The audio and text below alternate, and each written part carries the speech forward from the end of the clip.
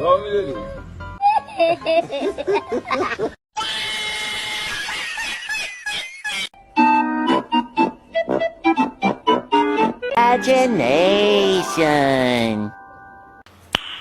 Nice.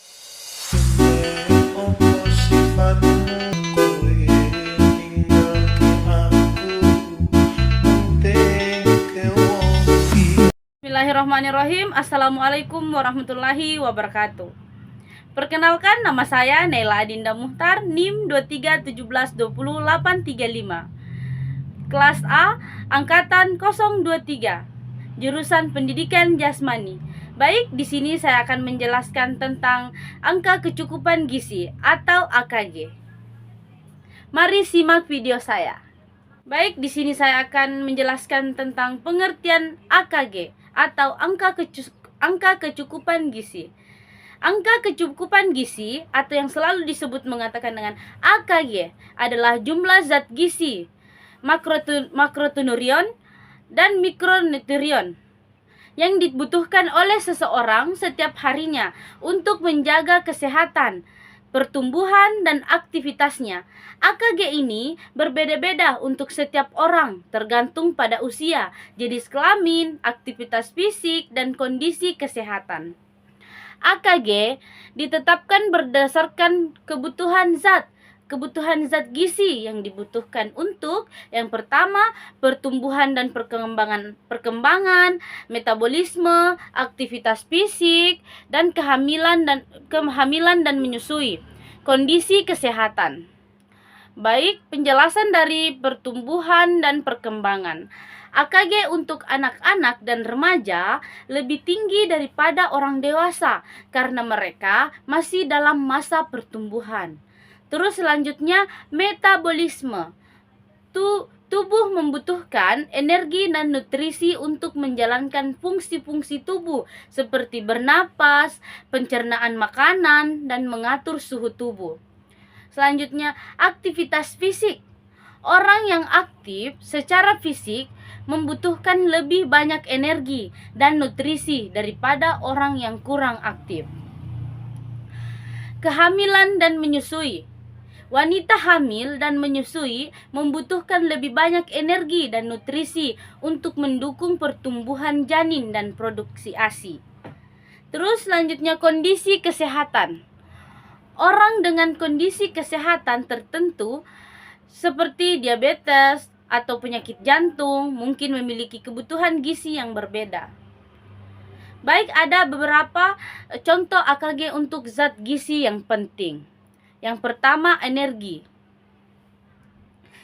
1.800 sampai 2.400 kalori per hari untuk pria dewasa. Sedangkan untuk wanita dewasa 1.600 sampai 200 kalori per hari. Sedangkan proteinnya 0,8 gram per kilogram berat badan per hari untuk orang dewasa. Dan karbohidrat 45 sampai 65% dari total kalori harian. Lemaknya 20 sampai 35% dan dari total kalori harian. Vitamin dan mineral. Jumlah kebutuhan vitamin dan mineral bervariasi tergantung pada jenis dan fungsi masing-masing nutrisi. Baik, penting untuk memenuhi AKG setiap hari agar tubuh tetap sehat dan berfungsi dengan baik. Baik, adapun sejarah angka kecukupan gizi atau AKG di Indonesia dimulai sejak masa penjajahan Belanda. Masa penjajahan Belanda pemula pada awal abad ke-20 Belanda mulai meneliti kebutuhan gizi masyarakat Indonesia. Fokusnya adalah pada pencegahan penyakit kekurangan gizi seperti beri-beri dan kretinisme. Terus penelitian dilakukan untuk menentukan kebutuhan gizi berdasarkan kelompok umur dan jenis kelamin.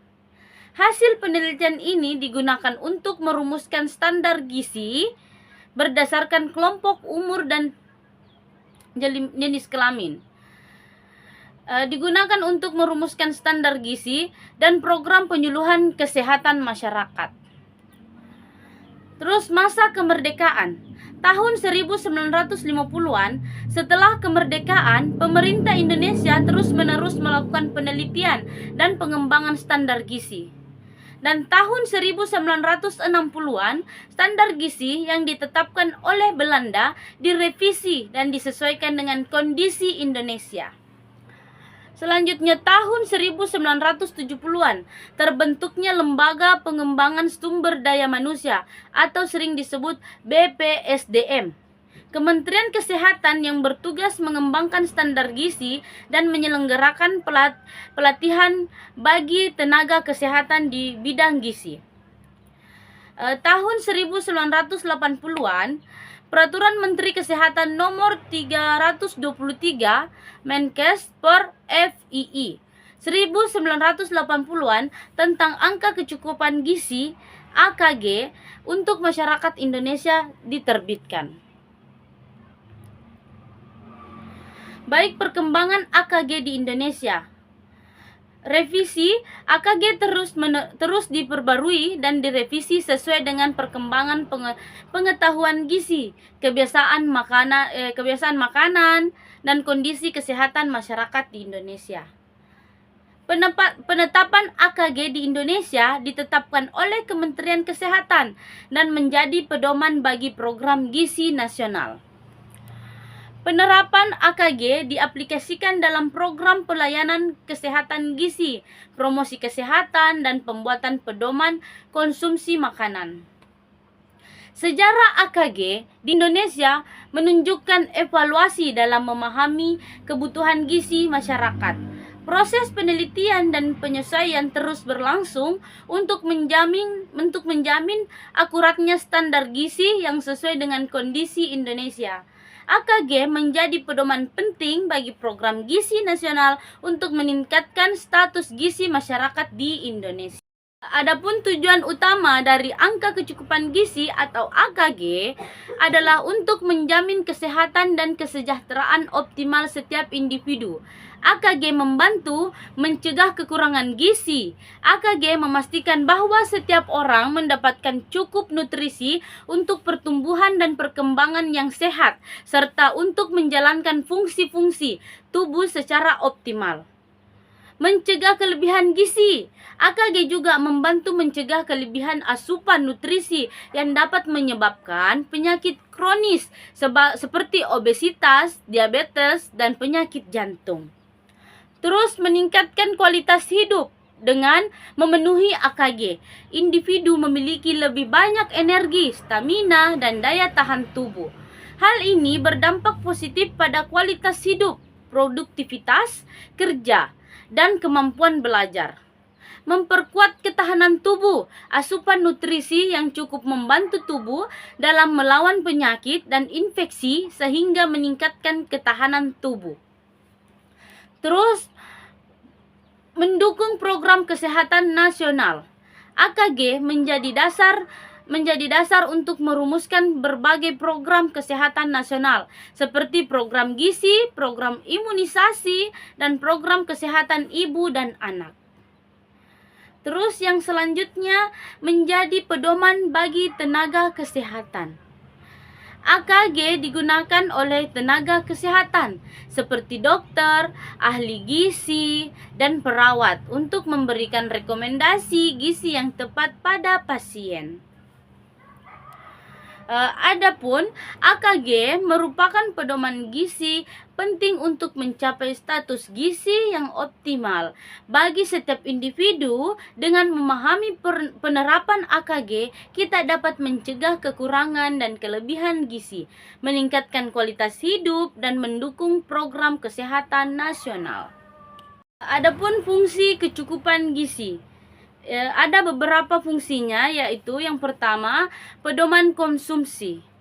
AKG berfungsi sebagai pedoman atau panduan dalam menentukan jumlah zat gizi dibutuhkan oleh setiap individu berdasarkan usia, jenis kelamin, dan aktivitas fisik.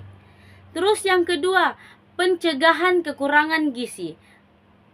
AKG membantu mencegah kekurangan gizi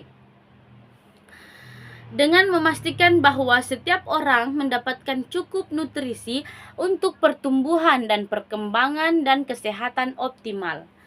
Terus yang ketiga, pencegahan kelebihan gizi. AKG juga berfungsi untuk mencegah kelebihan asupan nutrisi yang dapat menyebabkan penyakit kronis seperti obesitas, diabetes, dan penyakit jantung. Baik, yang keempat, pengembangan program kesehatan. AKG menjadi dasar dalam perkembangan program kesehatan nasional seperti program gizi, program imunisasi, dan program kesehatan ibu dan anak. Terus yang kelima, evaluasi. Evaluasi status gizi. AKG dapat digunakan untuk mengevaluasi status gizi individu dan kelompok masyarakat. Terus yang keenam, dasar riset dan pengembangan. AKG menjadi dasar dalam penelitian dan pengembangan pangan dan suplemen gizi yang disesuaikan dengan kebutuhan masyarakat. Terus yang ketujuh, pendidikan gizi. AKG digunakan dalam pendidikan gizi untuk meningkatkan kesadaran masyarakat tentang kebutuhan gizi yang sangat seimbang. Terus AKG memiliki peran penting dalam menjaga kesehatan dan kesehatan masyarakat. Fungsi AKG sebagai pedoman konsumsi, pencegahan kekurangan dan kelebihan gizi, serta dasar pengembangan program kesehatan menjadi AKG sebagai alat yang penting dalam mencapai status gizi yang optimal.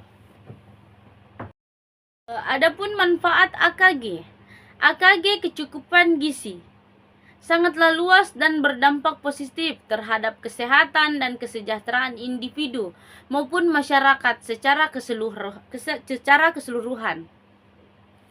Yang pertama, meningkatkan kesehatan fisik, pertumbuhan dan perkembangan optimal.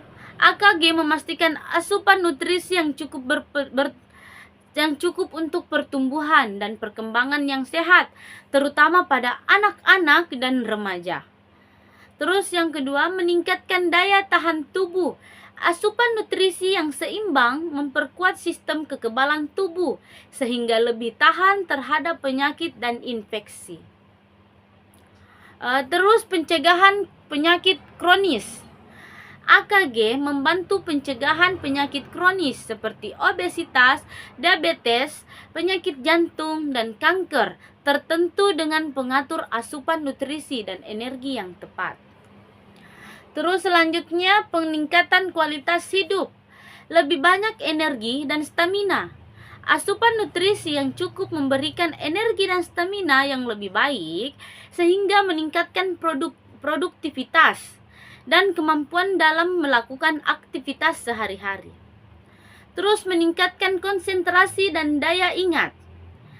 Nutrisi yang tepat dapat membantu meningkatkan konsentrasi, daya ingat, dan kemampuan belajar, terutama pada anak dan remaja. Terus meningkatkan kebahagiaan dan kesejahteraan. Kesehatan fisik yang baik dan terhindar dari penyakit kronis berkontribusi pada kebahagiaan dan kesejahteraan mental. Terus yang selanjutnya, mendukung program kesehatan nasional.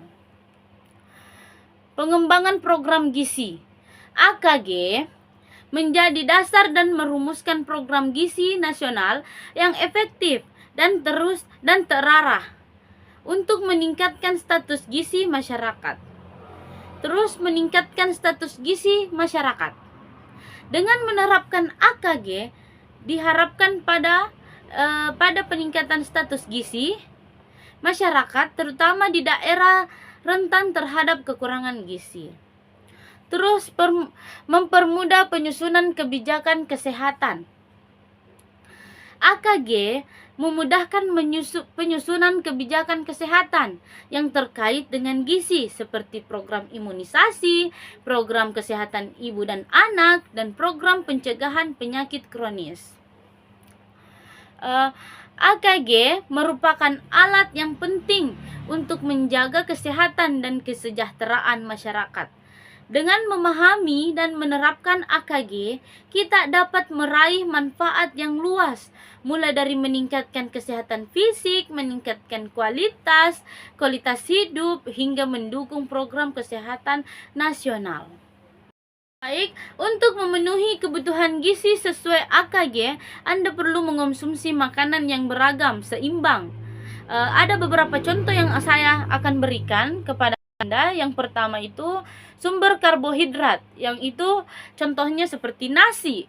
Nasi merupakan sumber karbohidrat utama yang memberikan energi bagi tubuh. Pilihan nasi merah atau nasi coklat yang lebih kaya serat. Terus yang kedua ubi jalar, ubi kayu, dan ubi rambat. Mengandung karbohidrat kompleks, serat, dan vitamin. Terus yang ketiga sereal.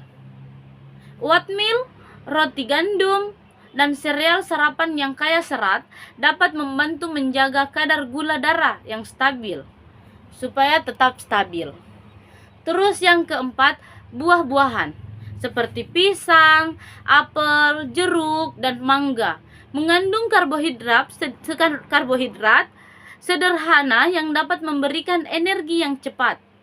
Terus yang kedua, sumber protein. Contohnya seperti daging sapi, ayam, dan ikan merupakan sumber protein hewani yang baik. Pilihan daging tanpa lemak dan dimasak dengan cara yang sehat. Terus yang kedua, telur. Telur mengandung protein, vitamin, dan mineral yang penting bagi tubuh. Terus yang ketiga, kacang-kacangan. Kacang tanah, kacang kedelai, dan kacang merah merupakan sumber protein nabati yang kaya serat dan mineral. Terus yang keempat, susu dan produk susu.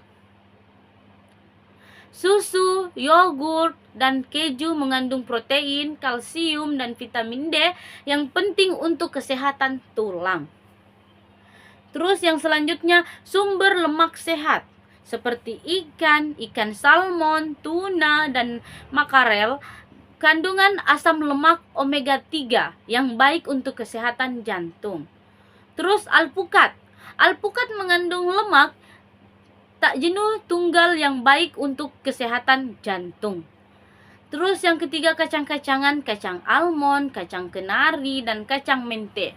Mengandung lemak tak jenuh tunggal dan serat. Terus yang selanjutnya, minyak zaitun. Minyak zaitun mengandung lemak tak jenuh tunggal yang baik untuk kesehatan jantung. Terus sumber vitamin dan mineral. Sayur hijau seperti bayam, kangkung, dan brokoli mengandung vitamin, mineral, dan serat yang penting bagi tubuh. Terus buah-buahan seperti jeruk, pisang, apel, dan mangga mengandung vitamin C, kalium, dan serat yang penting untuk kesehatan. Terus biji-bijian, biji chia, biji rami, dan biji bunga matahari mengandung asam lemak omega 3, serat, dan mineral. Terus sumber serat. Sayuran hijau seperti bayam, kangkung, dan brokoli mengandung serat yang tinggi. Buah-buahan seperti pisang, apel, dan jeruk mengandung serat yang tinggi. Terus kacang-kacangan, kacang tanah, kacang kedelai, dan kacang merah mengandung serat yang tinggi. Biji-bijian, biji chia, biji rami, dan biji bunga matahari mengandung serat yang tinggi juga. Terus sumber air. Air putih merupakan minuman terbaik untuk memenuhi kebutuhan cairan tubuh. Terus yang kedua, jus buah. Jus buah dapat memberikan vitamin dan mineral tambahan, tetapi hindari jus buah yang mengandung gula tambahan. Baik, saya akan memberikan tips menentukan kebutuhan gizi. Yang pertama, konsultasikan dengan ahli gizi. Ahli gizi dapat membantu Anda menentukan kebutuhan gizi yang tepat berdasarkan usia, jenis kelamin, dan aktivitas fisik dan kondisi kesehatan Anda. Terus, perhatikan label makanan. Perhatikan label makanan untuk mengetahui kandungan nutrisi dan setiap produk. Terus pilih makanan yang segar dan alami. Makanan yang segar dan alami lebih kaya nutrisi dan lebih baik untuk kesehatan. Terus, memenuhi kebutuhan gizi sesuai AKG membutuhkan komitmen untuk mengonsumsi makanan yang beragam dan seimbang. Dengan memilih makanan yang tepat dan mengetahui panduan yang diberikan, Anda dapat menjaga kesehatan dan kesejahteraan tubuh. Memberikan panduan kebutuhan gizi untuk setiap hari. Tapi sebelumnya panduan umum, tetap kebutuhan setiap orang pasti berbeda-beda. Tetapi saya akan memberikan gambaran yang seperti usia, anak-anak, remaja, dan dewasa muda, dan orang tua memiliki kebutuhan gizi yang berbeda. Terus yang selanjutnya, jenis kelamin. Pria dan wanita memiliki kebutuhan gizi yang berbeda, terutama untuk kalori dan protein. Terus aktivitas fisik. Orang yang aktif secara fisik membutuhkan lebih banyak kalori dan nutrisi dibandingkan orang kurang aktif. Terus kondisi kesehatan. Orang dengan kondisi kesehatan tertentu seperti diabetes, penyakit jantung, atau ibu hamil mungkin memiliki kebutuhan gizi yang khusus. Baik, ada beberapa cara yang bisa Anda lakukan untuk mendapatkan gambaran kebutuhan gizi harian Anda. Yang pertama, konsultasi dengan ahli gizi. Cara yang paling tepat untuk mengetahui kebutuhan gizi harian Anda adalah dengan konsultasi dengan ahli gizi. Ahli gizi akan melakukan penilaian terhadap kondisi Anda dan memberikan rekomendasi yang tepat. Terus yang kedua, menggunakan kalkulator kebutuhan gizi. Beberapa aplikasi kesehatan dan kebugaran penyediaan kalkulator kebutuhan gizi yang dapat membantu Anda untuk memperkirakan kebutuhan kalori dan makronutrien. Namun, ingat bahwa aplikasi ini hanya memberikan perkiraan dan tidak dapat menggantikan konsultasi kepada ahli gizi. Terus yang ketiga, menggunakan panduan AKG umum. Anda dapat menggunakan panduan AKG umum yang tersedia di berbagai sumber seperti website, kementerian, dan kesehatan. Namun, ingat bahwa panduan ini hanya memberikan gambaran umum dan tidak dapat diterapkan secara langsung pada setiap orang. Terus tips mudah untuk memenuhi kebutuhan gizi. Makanan beragam. Konsultasi berbagai jenis makanan dari semua kelompok makanan seperti karbohidrat, protein, lemak, dan vitamin dan mineral. Terus makanan seimbang. Sesuai porsi makanan dengan kebutuhan Anda. Terus yang ketiga, memiliki makanan sehat. Pilih makanan yang rendah lemak, gula, dan garam. Terus berolahraga secara teratur. Olahraga membantu meningkatkan metabolisme dan membakar kalori. Terus minum air putih yang cukup. Air putih penting untuk menjaga fungsi tubuh dan membantu proses metabolisme. Terus meskipun tidak ada cara untuk menghitung kebutuhan gizi harian dengan akurat, Anda dapat melakukan beberapa cara untuk mendapatkan gambaran umum yang seperti saya jelaskan tadi. Mendapatkan rekomendasi yang tepat dan terperinci. Tapi saya lebih menyarankan untuk konsultasi dengan ahli gizi tetap menjadi pilihan yang terbaik. Setelah penjelasan materi tentang AKG atau angka kecukupan gizi. Semoga bermanfaat bagi Anda dan sampai jumpa. Assalamualaikum warahmatullahi wabarakatuh.